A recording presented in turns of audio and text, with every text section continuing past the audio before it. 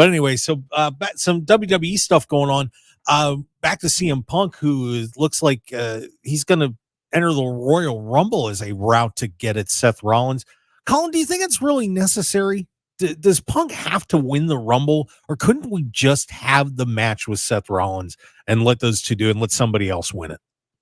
I'll work backwards with that one. I think Punk and Rollins is definitely a match where you don't need the Rumble. You don't need anything to get there. I mean, there are plenty of times WWE's done a big match where it's just like, I want to face you, and if the champion, they want to face that person, and then you do it. And I think they could do it. I mean, that's obviously, it seemed like a WrestleMania match, and it's interesting they're already kind of going seemingly full steam ahead with that based on what we saw on Monday. So, as you said, we saw Punk soon to be in the Rumble. So it's interesting. You have Punk in the Rumble, and then you have Cody Rhodes also wanting to finish his story. So you're going to have those two things happening at the same time. And it's interesting to see how that's all going to shake out. And I'm thinking one of them probably going to win the Rumble. One of them maybe wins Elimination Chamber or something. We've seen that happen a lot as well.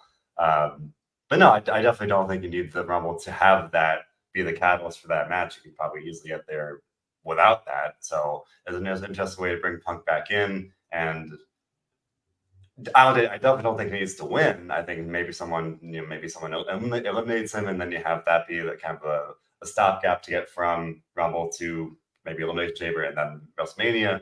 But no, I definitely don't think you need to have Punk win the Rumble. And ironically, the same reasoning, you don't need to have Cody win the Rumble again, because he could do something else to get another title shot. So it's interesting that you're having both at the same time, and you have both kind of limitations. Like, well, neither one really needs to win the Rumble, but now they're both going to be in it, like pretty much for the same reason, just a different champion, essentially.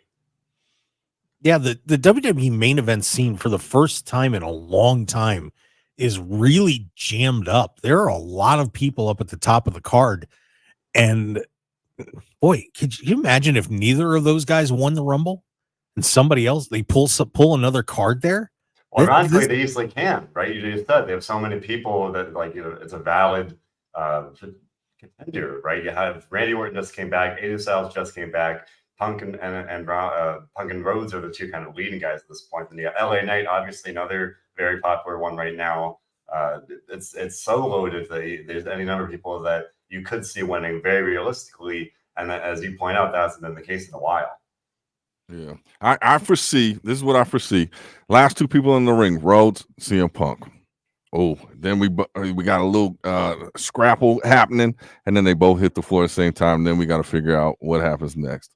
I take it. That'd be cool. My prediction. You heard it here first. I'm rooting for Chad Gable. No, I respect it. I like Chad Gable. I don't know if I see him winning over a guy like we were just saying, Punk Rhodes, Orton, but I like him as a dark horse contender for sure.